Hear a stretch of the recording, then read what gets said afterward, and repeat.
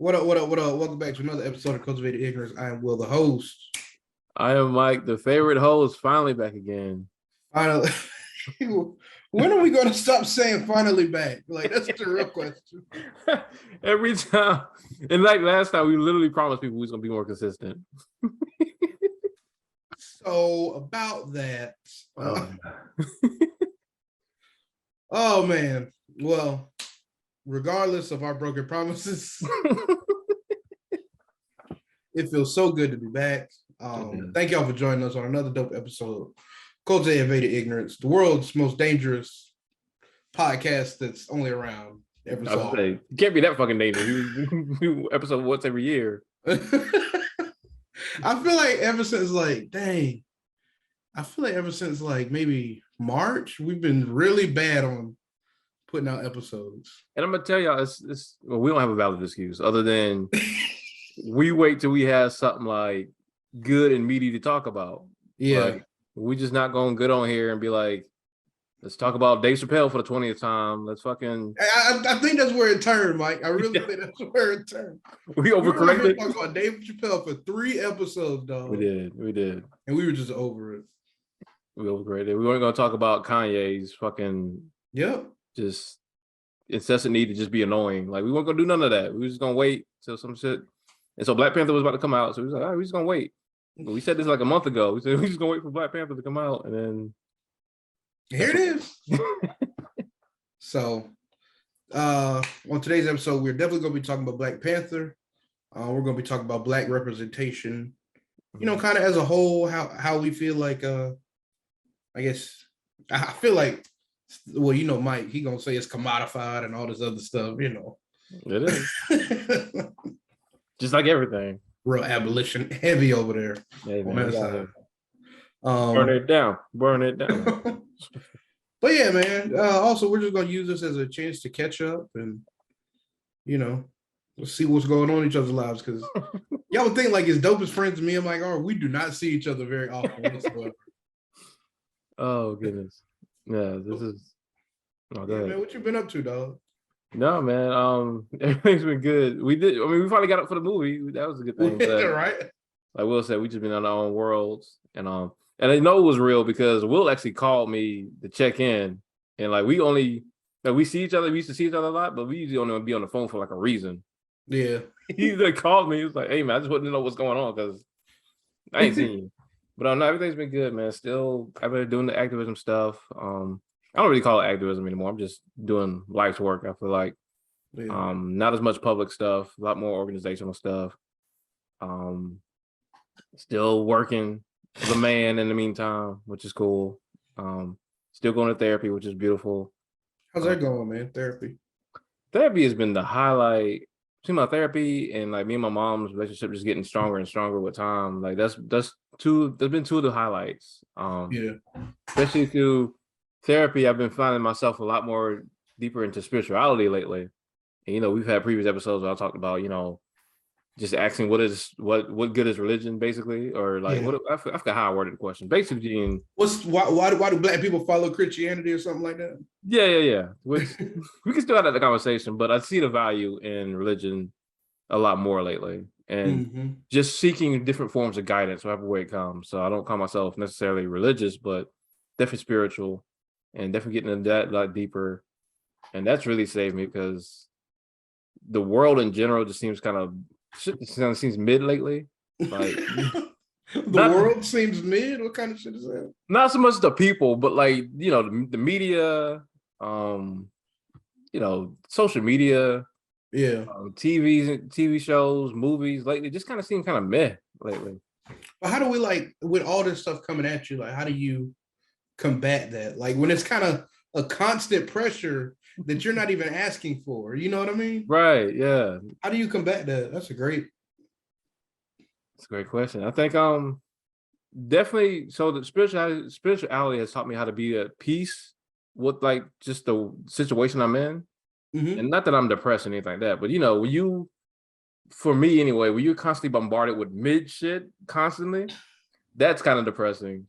So delving deeper into spirituality, delving deeper into my friendships, even though me and you haven't talked a whole lot lately, whenever we do talk, that helps a lot. Yeah. Of course, the beautiful Black women in my life help a lot. Like, you really have to turn inward. And for me, turning inward is, loving myself and letting that love flow outward into people around me. So just using that to gravitate towards people and situations that fulfill me as much as humanly possible. And in my downtime, just meditating a lot more. Like, not even doing the thing where you just pointlessly scroll, pointless to watch a show that's not even interesting. Just trying to get away from all that. Just meditating. And by meditation, that could be just sitting in silence. That could be praying. That can be reading. Like, you know what I'm saying? Just something to just get back to self. And so that's been it, man. It's crazy how we do things that we don't really enjoy at all on almost a daily, hourly basis. Like the fact that I can scroll Instagram for 2 hours straight and get nothing from it, no education, no nothing. It's just funny vids, pimple popping, and nonsense. Like yams. And the worst part of it is yams and like celebrity news, which is something I really don't care about. Every time I see like a shade room post or something, it's so engaging.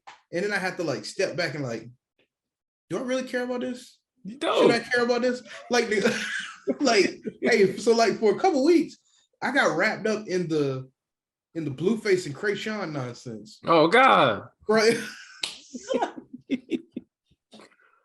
Oh no. And like it was funny because like I was wrapped up in it. And then like my homeboy Jared, who works with me, he was like, it was like the very next day. He said, "Yo, did you see that like Krayshawn and Blueface something or another, right?" And I was like, I don't care about this. Like just flat out. But it felt kind of fucked up. But like I had to explain to him, like, bro, like this means nothing to me. And it's a shame that I ever let it mean anything. Oh my gosh. Yes. Like, what's the name is a perfect example that what is it called? Hood site, something like that on Instagram. Where they'll put like, I forgot the name of the page, but it's like they'll put like some, you know how like the little breaking news like text, like font be like extra big. Yep. And it'd be like a picture of the person. They do that shit all the time. And it'll be the most redundant, like pointless. It'll be like Ice Spice admits to fucking not showering for a week. But it'll be like in the fucking giant text, like grab you in. Like make you think it's real news. Yeah. And I was like, what the fuck is. So I'm glad you recognized that, because that was shit that's making me depressed. Like, just being constantly just sitting there and just funny vids, dude. I would go in for like 5 minutes for like a funny vid or so. Yeah, like funny vids are like okay. Yeah. But even then you have to recognize like this is really distracting me from exactly. I guess like being at a certain point, it's distracting from being productive or doing something fulfilling. I was just about to say that even if you're not being particularly productive, but just being fulfilled, and again, just sitting by yourself and just enjoying the silence of just being in your own presence. Could be so much better at you. But anyway, I'm glad you realized that. What you been up to, man? Life is good, man. I didn't really get a new job, but my company got sold. So kind of going through those changes. It looks like it's going to be a great transition. Just raising this kid, man, trying not to be so tired. All right, don't be rolling your eyes when you talk about raising my goddaughter. Like it's the most taxing shit in the world. It's not easy. It's not easy. I was gonna say something, but no. Go ahead, say something. No. It's private. It's private. So she can see it when she turns 18. And I can't do that. No. She'll be like, "Daddy, you was up there talking about my." I know what you're talking about. I can't do that. No. You know, you be wanting to talk, but then you go, "Oh shit." Oh, I'm on the internet. My bad. Filter time. Yeah. It's crazy because like when I was younger, dog, I didn't have a filter like whatsoever. Like I was speaking like Kanye. It was just what Kanye call it, stream. Like just everything, head to mouth, straight through, straight through. But yeah, man, life is good. Life is beautiful. I'm really excited to work on that thing. We hopefully can work on soon with Jay. Oh yeah. We definitely got to keep that on the wraps. But if we can do that, y'all would definitely be the first ones to hear about it. That would be absolutely. That shit would be dank. Yeah, absolutely. So, but in the over the weekend, we both saw Black Panther. Well, actually, Wakanda Forever. Let me change that up. Yeah, you better get it right for Black amazing movie. I think we both thoroughly enjoyed it. Oh yeah. We did have some worries going into it. Because you know how Disney do, they be fucking shit up. They do. For the bread. They sure do. And I mean, I think it was really true to itself. I think having a director like Ryan Coogler, he keeps it like really true to itself. Like, we're not going to break message. We're not going to, I don't want to say sell out, but you know, do the whole Disney thing where we do the thing. I don't know how to explain it, but I mean, if you know the comics, they did like Disney, because you know, well, I don't know if you know, Jones will tell you, shout out to Black is the New Black, that you know, Black Panther was out here fighting the Klan and shit. I believe he like beat Captain America's ass at one point. Like he was out here giving white people that work. And I'm sure Ryan Coogler couldn't do that, but like as far as like as close to possible, yeah, I think. But yeah, like telling its own story, like it's kind of, I don't want to say authentically Black, but like it's got some real roots to it. You know what I mean? You feel those roots throughout the movie. For sure. Leading up to the movie, we saw the Target commercial, and I know you saw we talked about it. The Target commercial where the little the black scientist that's in Wakanda Forever. Yeah, Riri. She's a part of this Target commercial. That's it's really just trying to get black dollars. It so is. So is. It really is. It shows her working with a bunch of little black kids and all this other stuff, and I'm like, what does this have to do with Target? Like, it was, were they buying clothes or they were just making shit? Bruh, I don't know. That's the good question. She was she was working. Target supports niggas. She was working in mechanic, like her little garage, like mechanic garage, making robots and shit. And what did she need to go to Target for? I don't know. But I don't know. Maybe some aluminum foil or some shit. She needed some. Yeah, she needed some foil. It was a cookout later that night. She had to get some foil. I don't know, man. It's very annoying. Yeah, man. So, what was your favorite part of Black Panther, man? Man, I had to make a little list, man. This nigga here, he always with the list. I got to. Always trying to make me look bad. I got the list together. But you know the standard by now. I definitely think the highest compliment I have is definitely feels like the most humanizing of the MCU movies. Maybe outside of Endgame, because that did like, you know, full circle. I mean, I'm with you. But like, them just watching out for the nerds out there who can be like, we saw Tony Stark, you know, Tony Stark's full circle of redemption. Like, I'm sure people would be like, that's up to, you know, that's up about the same level. I still think this might be top that, you know. But yeah, definitely most humanizing Marvel movie. And subsequently, there's not a whole lot of action about that with it because of that. But me, you said that's not really a big issue for us. Yeah, I think it was a necessary evil. I think Black women taking the center instead of just being kind of like T'Challa's backbone was really dope. Like full on center. Like this is all like it's all women. It's all women. And speaking of one of the only black males, M'Baku was amazing. Like every time this nigga was on stage, nigga had me dying. Like he was my boy perfect. Kamaru. Come on, yes. Like that man was getting out. That man was getting jiggy with that shit, boy. He was like, oh, he was so good. Plus Lupita just out here, just looking just fine as ever. Yeah. The second she hit the screen with that little dress on and that. But yeah, and then all the themes of like African nationalism and I think they kind of touched on Black atheism a little bit with Shuri going through it with losing so many people. We're trying to stay away from spoilers, but you know, she lost her dad and then she lost T'Challa. And so everybody's talking about like ancestors this, ancestors that. She was like, ain't no ancestors done for me lately. Yeah, ancestors taking my people. I don't know what y'all talking about.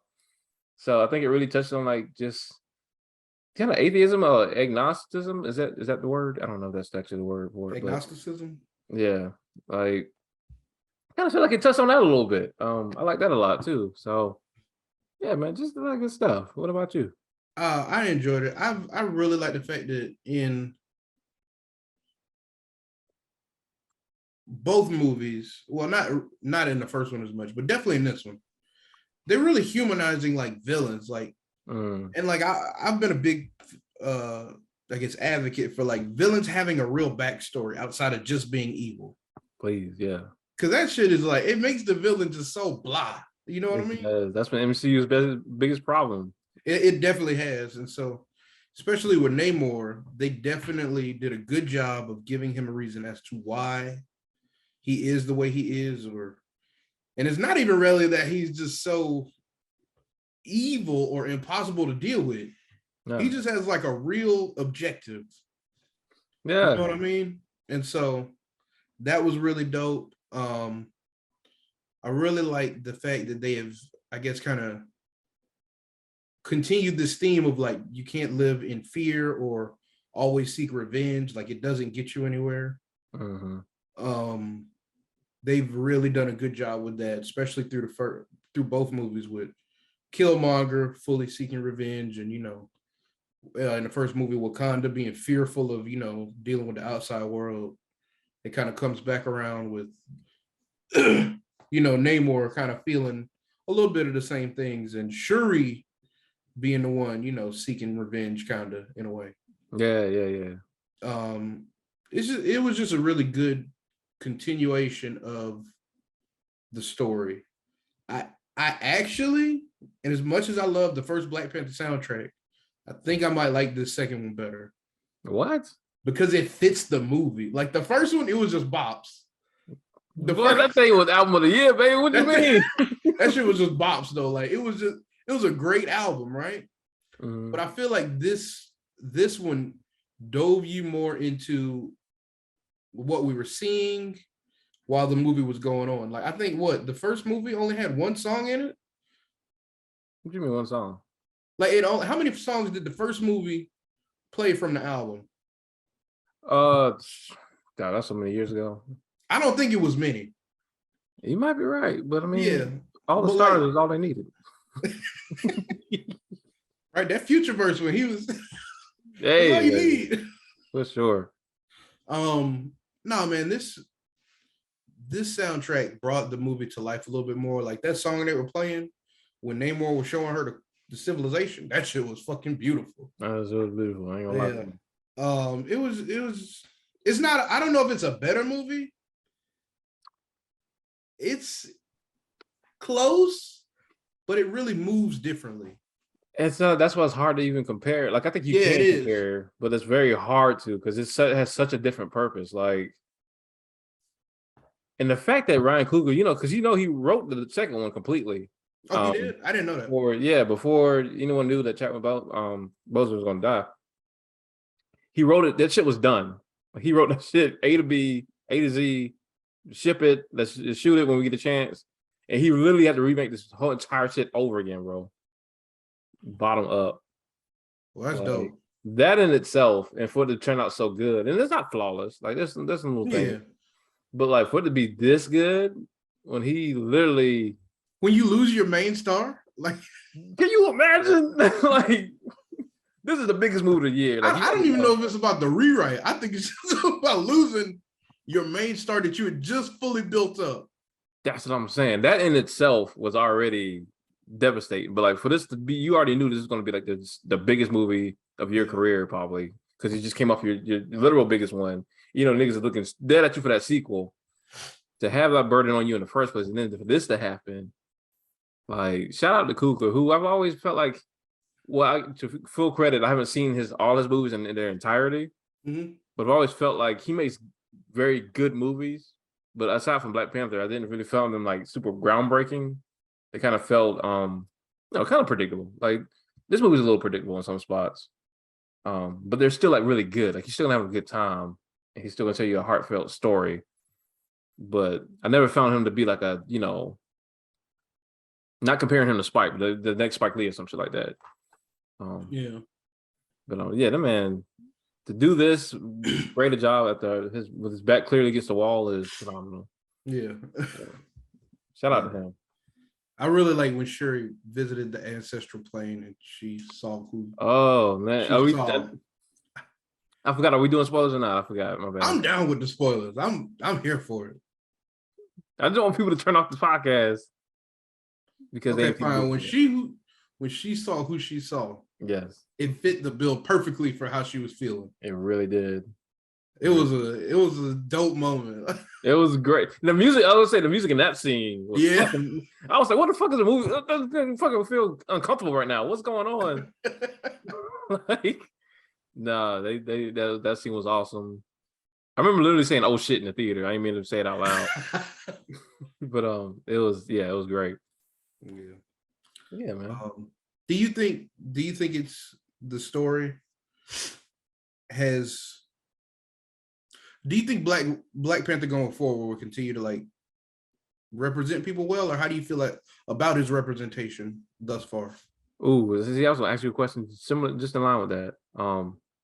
You talking about black? You said for Black people in general, not just Black Panther. Yeah. Character. I'm fine with the representation that's shown in a movie. I think it goes out of its way to be overtly positive while still humanizing. Which is fine with me. Like, even if it comes out kind of corny in some spots, like that's fine. Like, does it come out corny to you in some spots? If you could elaborate on that. I think the writing in itself just comes off a little corny, like just super on the nose in some spots. Like when they met Riri, which you can see in the commercials, that's not a spoiler. That was a funny scene, but it's also kind of like cheesy. You know what I mean? It was a little campy. Yeah. It was a little campy, like stuff like that. Like, I'm glad they didn't just kidnap her and fucking gag her or some shit and just take her back to Wakanda, some gangster shit. But like the way they did it was like fun and cheesy at the same time. Stuff like that. Like, I would not put it as a negative. But at the same time, it is what it is. So I'm fine with it, man. I think it's dope. I think Angela Bassett, Shuri taking on her character. What's her name? Letitia. Is it Letitia Williams? I can't remember. Oh, Letitia Wright. Letitia Wright. Thank you. She did an amazing job.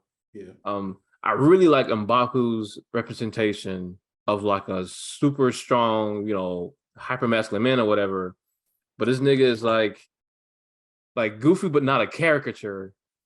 So much that he's just like a punchline in every scene that he's in. Like, he has some really great heartfelt scenes. And even when there's certain transitions happening and he sees something in Shuri, the way he handles that, the way he sees, like I said, this girl has lost her brother, her father, all the shit that's happening. This brand new fucking water person is trying to take over the city. And she's got so much rage. And the way he just like lets her, he's like obviously a little scared of her because he's like, what the fuck is going on? But the way he just lets her shift through that rage without trying to silence her, without trying to, make fun of her, even patronize her. Like, he just lets her figure that shit out and lets her know that he's there, when she needs him. I thought that was fucking dope as hell. That's the representation I like the most in the movie, I would say. Yeah. What about you?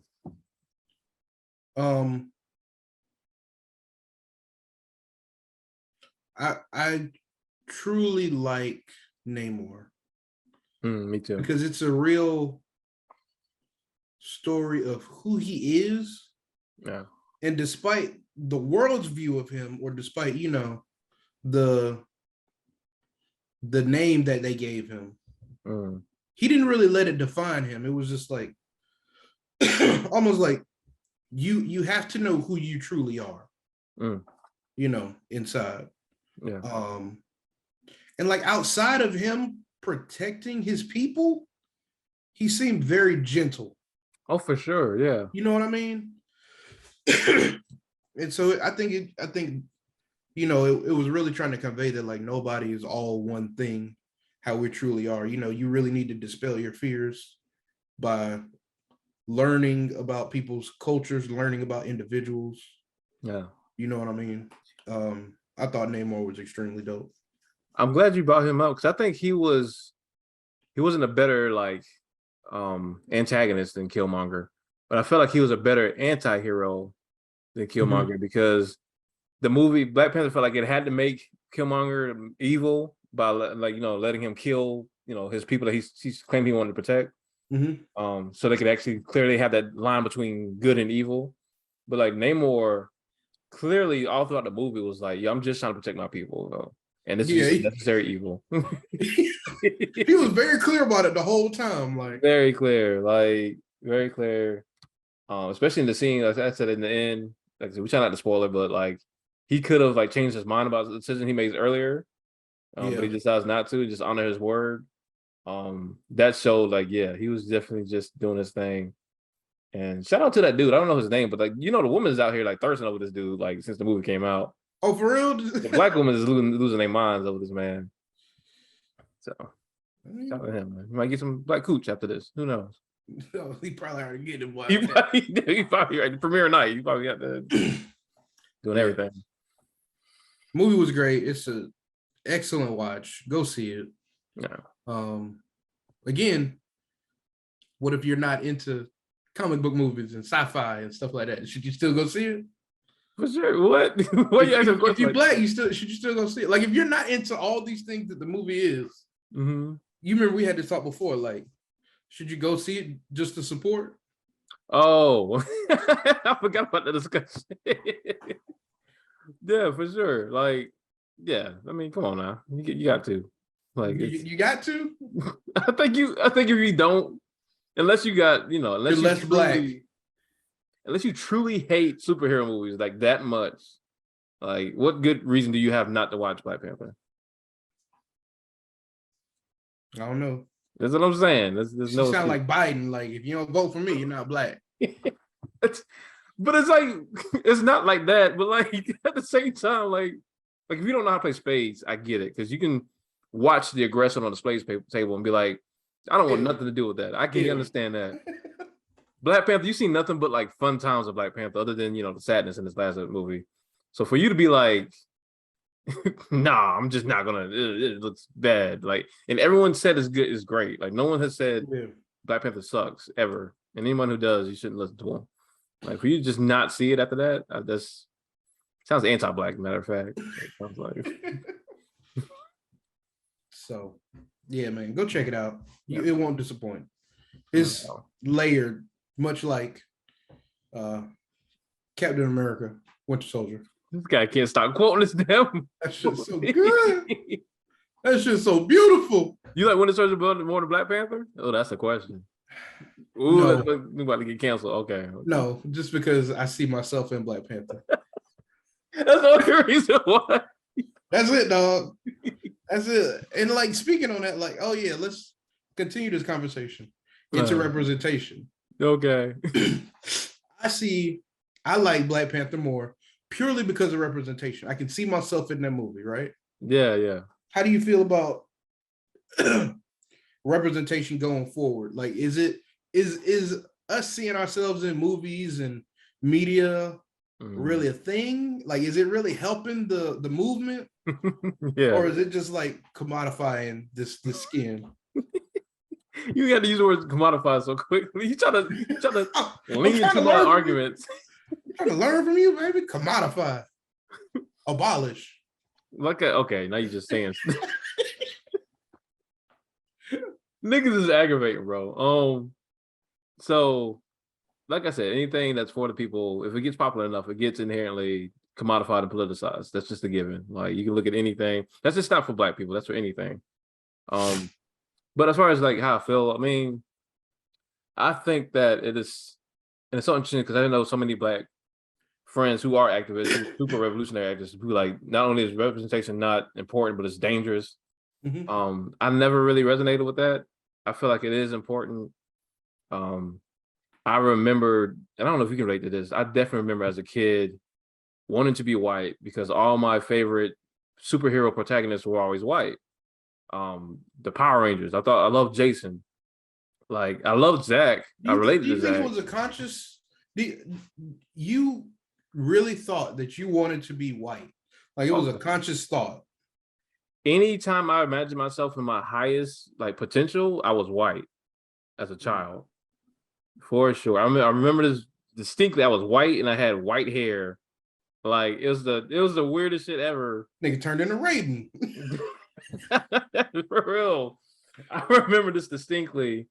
Even in middle school when I was in the Dragon Ball Z, like, we all knew Piccolo was black, but like that nigga got, clapped up he would hold down the fort for a minute, but then he, not like that white nigga Krillin. That nigga, do you want to be that white? Do you want to be Krillin white? That's a good point. But also Krillin was small and scrawny and bald. He wasn't desirable. You know what I mean? You want to be Hercule white? I don't know. Hercule was the man outside of them boss fights. Oh, for sure. In the human world, yeah, he was out here tapping shit. But when it comes to these aliens, sitting in the house. But Goku was the epitome, and that was every superhero. That was Superman, that was Batman. Again, that was Jason. That nigga turned into his best self with blonde hair. That shit is crazy, right? That's just wow. So it definitely made an impression on me for sure. And I don't know when that really shifted.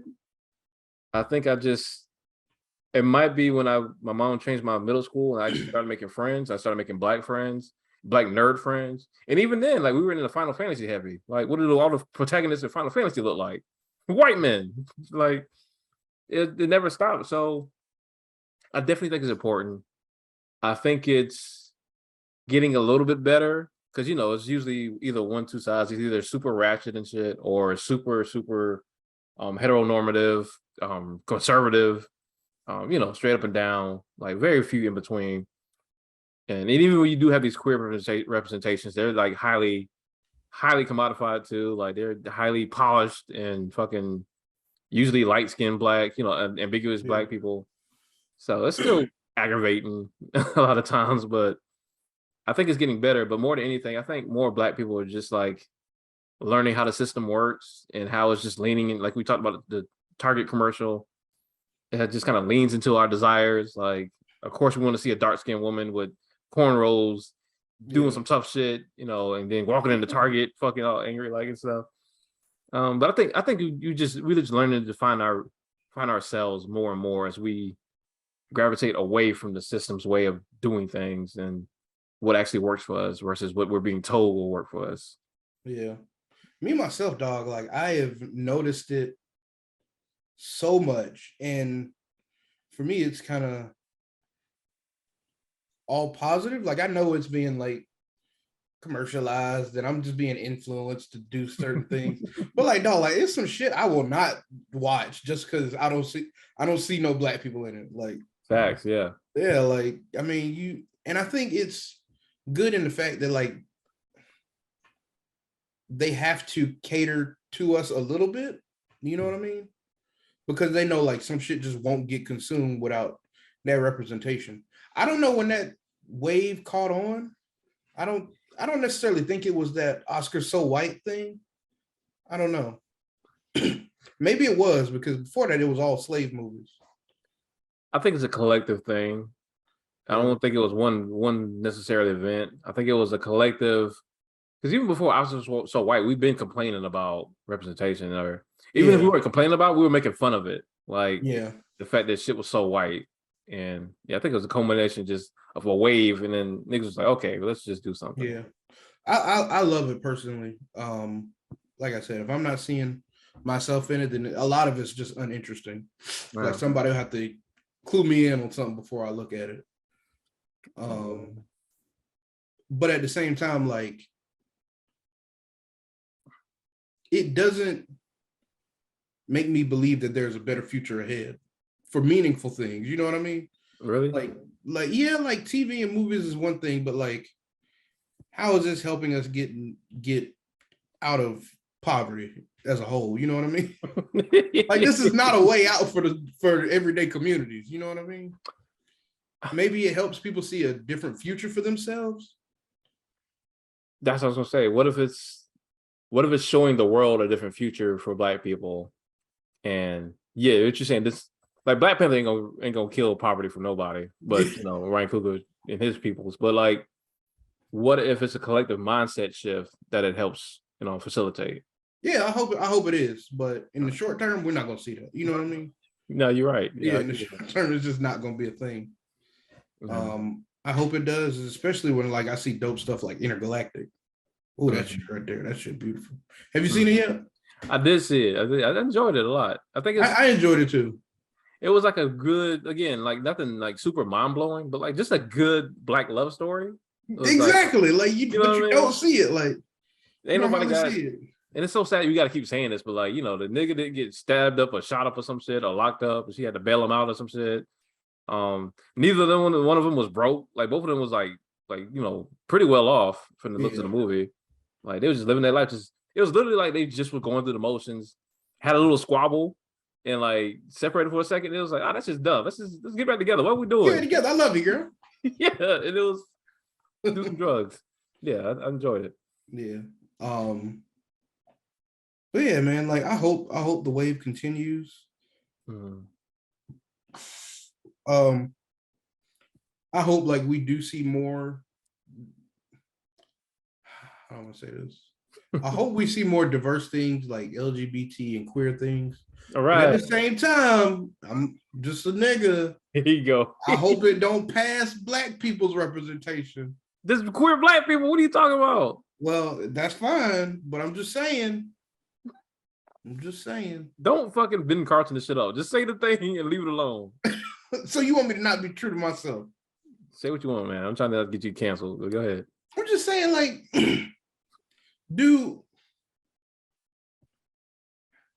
don't Black people get like the worst of it? Like, I feel like LGBTQ stuff went past Black people rights because it affected white people.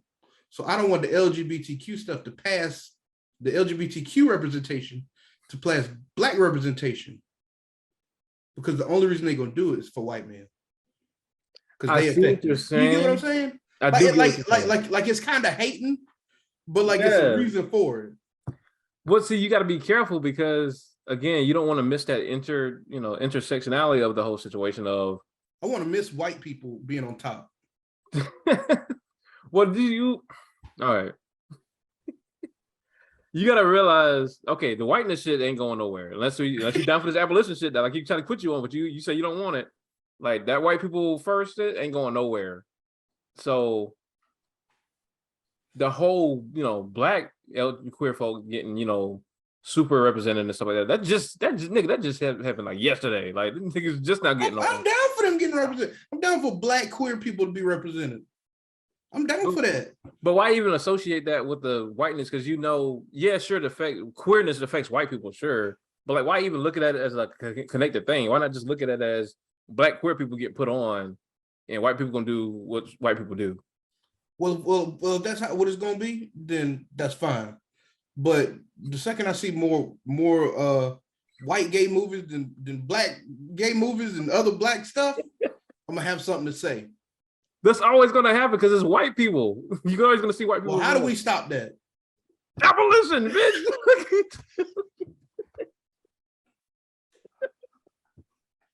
Well, I've been saying.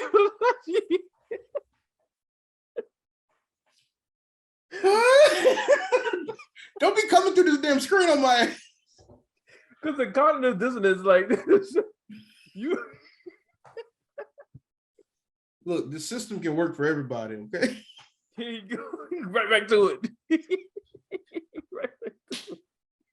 I'm not gonna lie. I keep seeing ways that the system doesn't really work for me and my people. But it's the only thing I've ever known, so it's got to work, right? That's what I'm trying to get people to understand. Like that's a very human way to think about it. Because it's all, like you said, it's all we know. But people socialism, I don't even know what that looks like.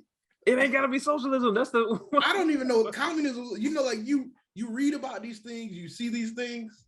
Yeah. But like, what does it really look like? This is what I'm saying, though. This is what Republicans more than anybody. Not saying only Republicans do this, but this is what Republicans do more than anybody. Is the first thing they do is point there and say like, "Oh, look at the world without with socialism," or look at Russia. Look at fucking, just the worst case scenarios, forgetting that, again, none of these systems existed forever. In fact, you can't even find that, like, it's very hard to find that line between, like, feudalism and, like, capitalism when they fully transition over, because all this shit has just, like I said, just going on. Like, humans have always just kind of done what they needed to do to survive or whatever, or felt like they needed to do. And shit just got out of control. So like it ain't gotta be none of that. It could be something completely different. But again, when people only know what they know, it's very hard to introduce the idea of doing something else because you can't even see yourself in it, and it sounds scary as fuck. But that's the whole point. Like there's still niggas who think the world is ending because all the gay shit you see. Like I guarantee you, there's people losing their mind over the little hint of gay shit that was in Black Panther. Like I guarantee you. Oh yeah, the Southern in me made me say something, but I really don't care, gay people. I really don't care. Yeah, it's a trip, man. It was for some reason like the world, at least the South, it teaches you to like do that. Oh, for sure. When you see some shit you uncomfortable with, you know what I mean, or not even real some shit you're not used to. Yeah, 1,000%. Maybe saying that the world teaches you to be homophobic. Maybe that's better. Yeah. Sounds about right. But I'm trying to say, when you're ready to come over to the other side, man, and it's not about being on the other side, man. It's about just seeing the world differently. And again, when I say abolition, that can look different for everybody. That's not like a one, size fits all thing either. Yeah.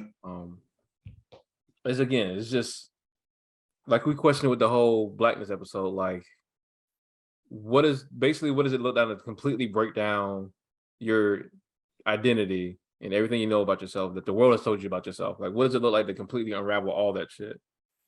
And what does your core look like? That's a very scary thing for a lot of people to even begin. Exactly. To do. Yeah. So, on the more black shit, it's been a long time coming, but we're here. The series Atlanta is officially over. Oh yeah, man, it's up out of here. Donald Glover, Childish Gambino, wanted to do different things. Didn't want to do this. It's aggravating. How could you deliver something so beautiful, so beautifully black, and then take it away? It's aggravating, multi-talented ass. You just can't stay in one place, can you, Donald? I can't. I'm too uncomfortable. I gotta let this thing out. I gotta let this thing out. No, nigga, just Atlanta. Are we doing a quick Atlanta thoughts thing real quick? Absolutely. I feel like it would be wrong of us to not do so. I agree. I feel like you're gonna have a more positive outlook than I did. Not of the show as a whole, but this last season. All right, go ahead. Go off, King. I think the show as a whole iconic. I think we will remember Atlanta. A lot of these shows just kind of come and go, but I think people will. I mean, time will tell, but I think we will definitely remember like Atlanta down the line. So many classic moments. Zazie Beetz. I don't know where we're gonna get our Zazie Beetz fix from going forward. That's gonna be the saddest part about it. Movies? Oh my god. Was she gonna have a fucking minor light-skinned chick, role that she'd be doing? Like, no, much love to her. I hope she has much success in his starting role and does a lot of things so we can continue to love her. But like, yeah, it's been a great show as a whole. I loved how much, how show just took chances with each season. Like, I think season 1 is probably the most coherent season of all of them, because people forget like season 2 was completely like everyone was compartmentalized up until the very end. Yeah. And then season 3, we was just out here wide open, just doing all kind of crazy shit. So I did feel like this last season definitely felt like, and Donald Glover said this himself, like he wasn't, I don't know if you remember this interview, he was like, man, I ain't really impressed about Atlanta right now. This is after season 2, when he was just like, they were just gone forever. Mm-hmm. He was out here putting like fire ass music everywhere. Oh, that shit was great now. Yeah, that was great. He was like, man, I ain't really thinking about no Atlanta. Niggas was like, but we thinking about Atlanta. Like, can you do something? And I had to say, like, season 4 definitely felt that way. It definitely felt like niggas just trying to wrap this shit up. And not that it wasn't good. It just kind of felt like just kind of throwing shit at the wall and gently putting a little bow on some storylines between Ernest and Van, with Paperboy and his, going through it with the music industry. Darius being Darius. Like, I think they just kind of put like a bow on things. I did like how they did Darius in the last episode. Gave him that little Inception moment. Yeah, yeah, that was very dope. Especially part with his apparently he has a brother. That part especially was kind of emotional. That died from cancer. Yeah, or some illness. Something. It looked like it's cancer because it seemed like there's all that smoke in the house or something. But yeah, it just kind of felt like it's just kind of. Do you think you're doing that thing where people compare something to itself and not as a standalone? I'm comparing it to itself. I feel like I'm comparing it to itself in this moment, and on its own merit. Like, can you? Okay, so what if it was like just a season of a television show? Mm-hmm. Would this be considered like? How much would you enjoy it? Like, I feel like I would feel the same way. I would still enjoy it, but I would feel like it just kind of, eh? Like, Atlanta has always had kind of just random shit happening, but it's felt like more thought behind it. But like this season, it feels like random shit was happening, but didn't really. Maybe I just wasn't as entertained. I feel like. Yeah, I feel like it was the most down to earth season. Mm. I don't know. It wasn't as much random shit jumping out at you. You know what I mean? So? I don't think it was, especially compared to season 3. Like that shit, season 3 was just wild. I feel like every episode has some random shit. I mean, was it as random as like what's my man with the face? Teddy something? Teddy Perkins? Teddy Perkins? That shit in the woods with fucking Paperboy felt like that shit was kind of different. That shit was different. But does it compare to like the Paperboy first Woods episode? Probably not. That nigga be going through it in the woods. I don't know. He keep going to nature. He need to stay in the city, bro. Yeah. I don't know, man. I thoroughly enjoyed the season. It doesn't live up to season 3 for me. But I thoroughly enjoyed it. I really enjoyed the Darius Inception shit. Really? Like, because I feel like it was drawn straight from Inception. The ending especially. Yeah, like the whole shit. 1,000%. Does it? So as surreal as the show is, like as much off the wall crazy shit happens, do you think like they were hinting at like the whole thing might have been a dream, or just Darius was in that dream at the end? I definitely think it was just the end. That would have been no, definitely, because like I said, especially the first season. First season is way too realistic for it to be the whole series to be a dream. I think definitely that last episode. That would be the goofiest shit of all time. That would be that's that classic like. I guess it's like, where did the dream start? You know what I mean? I think it started in that episode. I think it No, I'm just saying, like, if it was to be like over the course of like the whole shit. The whole episode? No, I'm saying if Darius' whole dream thing was a dream of the entire show for the most part. Like, where would it begin? Like, I don't think that dream is far-fetched. Like, oh, you got a homeboy who's trying to be a rapper. Like, isn't that the beginning of somebody's dream? Of his dream, not the rapper, but his homeboy's dream. I mean, whatever. Like, you know what I'm saying? I'm just saying, like, I think it more so not necessarily himself, but just like, it just signals like this all may be a dream. Because like, and the reason I say this because like I like Donald Glover. He has an album called Kawhi, and it's like it's a Gangsta Grillz, and like the whole shit is like, he's dreaming of being a rapper and like doing all these crazy things around Atlanta. Yeah. So maybe I'm just connecting it back a little too much. He went a multiverse out of Atlanta and shit with the albums. So you think there's credibility to believing that the whole series is a dream, or somewhere in the series it starts as a whole entire dream? Is that not possible though? Like, why would Darius be dreaming about white people and like the curse of whiteness and shit like that? I don't know. But I'm just saying it could be possible. I don't think the writers would be that goofy with it. I don't think. Like, I definitely think it started in that episode. I think you can make the argument that it started before the episode even started. I think you can make that argument that he was already in the tank at the beginning when he's just laying on the couch watching Judge Judy, because he never sees Judge Judy get up when he's sitting on the couch. Okay, yeah. So you can make that argument. That's something I was thinking about. Yeah. One thing I really dislike is this Van thing. How they never followed up with her thing or her relationship. How they gave her no depth this season. Like, it was like, we're going to give you depth in season 3. And then we're Yeah. going to like back out of it. Completely. Completely. That was outside of the one Tyler Perry episode. Like, but that wasn't even depth. That was her just being in a situation with her. Yeah, you're right. You're right. But like, yeah. I said the same thing, Will. Like, so angry about that. Because she had a whole, even if you just brought it down to that last episode of last season, where she was just crying in the, in Amsterdam and just talking about like she just doesn't know who she is. Even if it was just that, even without the whole the crazy ass French mobster scene, like even if it was just that, like you could have followed up on that in itself, and it just like literally just went away. It was just like, oh, she's straight now. She's, her and Ern are gonna work it out. She's just going through. I didn't like that at all. They robbed her of so much.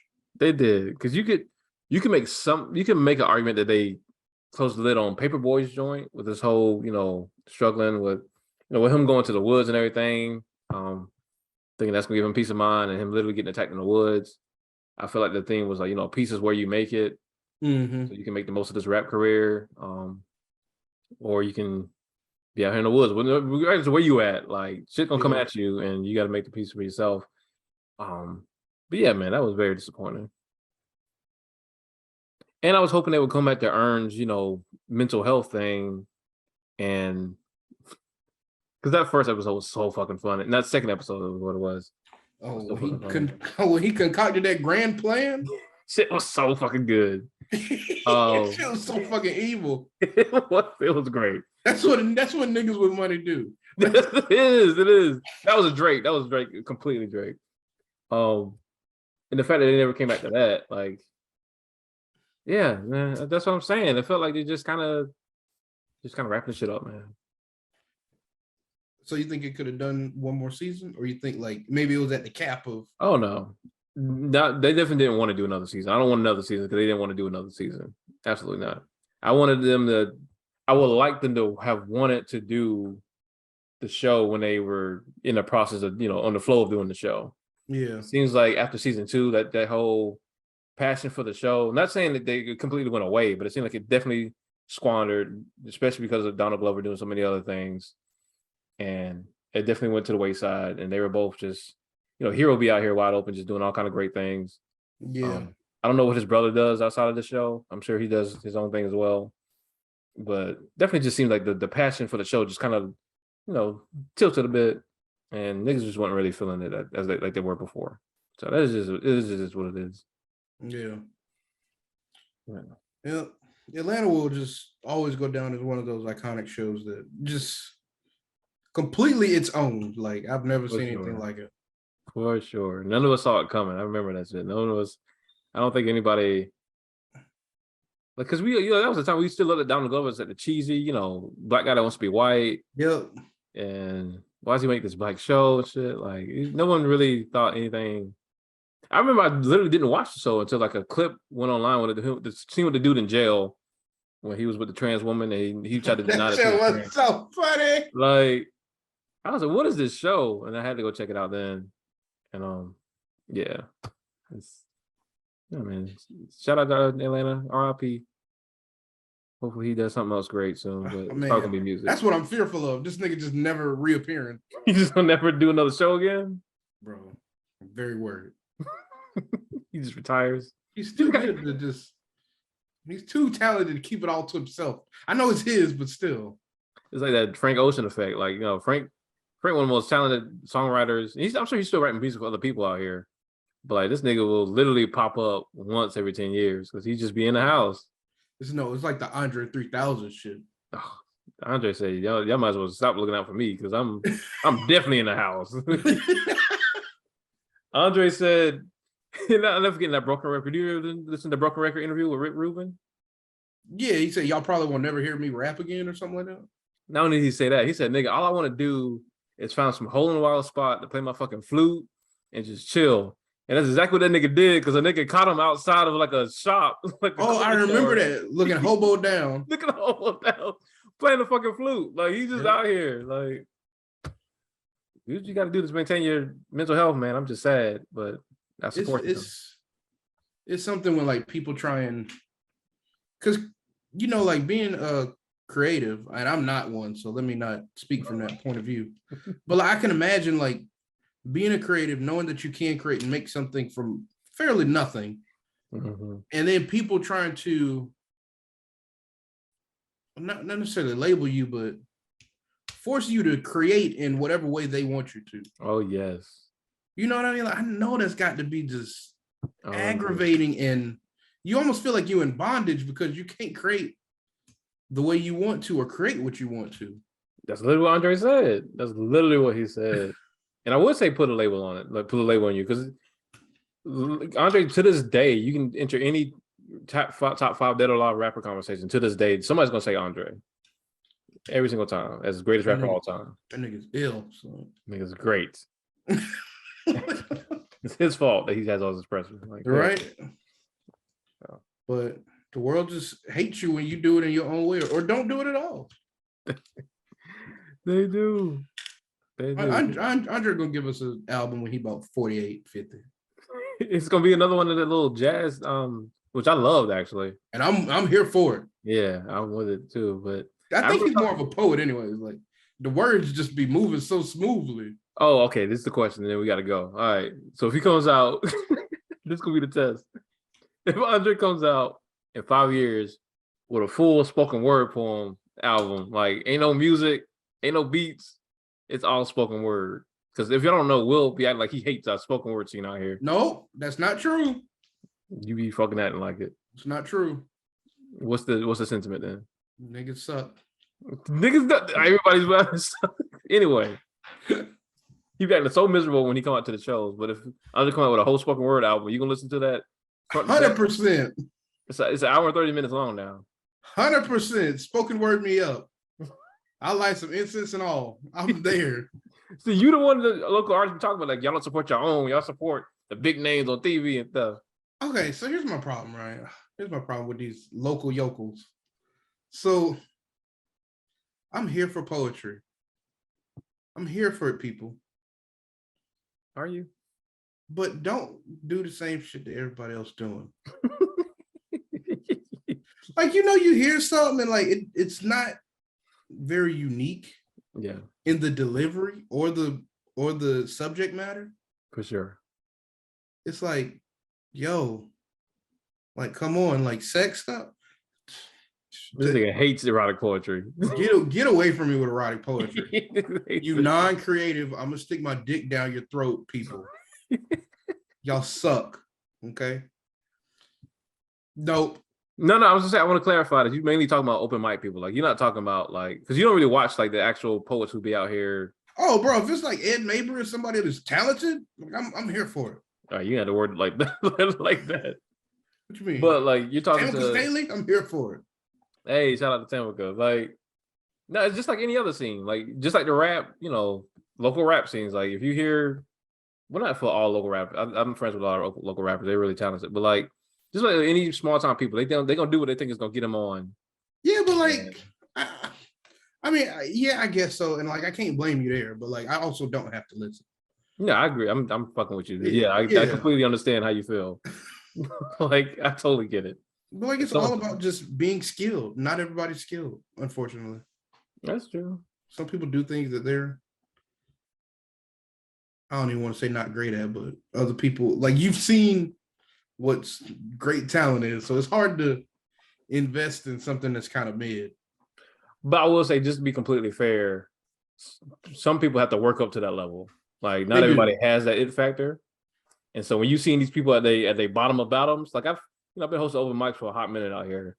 I've had people when they first got on the mic, I was like, I'm gonna support you because I love the arts and I love you. I support you. But like years later, like after they actually found their own voice, through both the pen and like performance wise, like just complete 360 and really came into their own. You'd be a complete 180. I mean 180. My bad, not the same person. Yeah, 360. the same exact person, right? Yeah, complete 180. And yeah, find their own way. So it's part of the process, man. It is. I'm just not here for it. We understand, man. I'm sorry. I'm being selfish in that regard. You just completely hate us. Okay. Well, Mackenzie's gonna be at the poetry spot as soon as she's old enough. I mean, she can't be at Blue Note because where's it at? We're gonna start back up just for Mackenzie. We're gonna start a kid. A kitty Blue Note is all kids performing. That's gonna be some cringeworthy poetry right there. All babies doing poetry. Red, blue, the police. The police. Oh no! Oh, not the baby. The baby anti-police. Oh, I don't want to do it. But yeah, man, this is good, man. I'm glad we back. We're good this time. We gonna do it. I've been writing down notes. Well, I've been writing down notes, topics. We got a little list. You're writing down notes. What that mean? We'll get back on these guest tips. So we got a guest appearance coming up. Matter of fact, He'll Talk Love. I told you about it, but you probably forgot, I'm sure. But we'll share that months ago when we last played this episode. Yeah, exactly. We're gonna be more consistent, y'all. We're here for y'all. We'll let y'all know what that looks like. Turn your notifications on.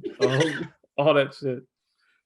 But no, for real, we love y'all. We really appreciate y'all rocking. Thank y'all for tuning in. All the ones who stick by us. Yeah, for bearing with us. We're gonna work on it. All right. Peace. Peace. Love y'all.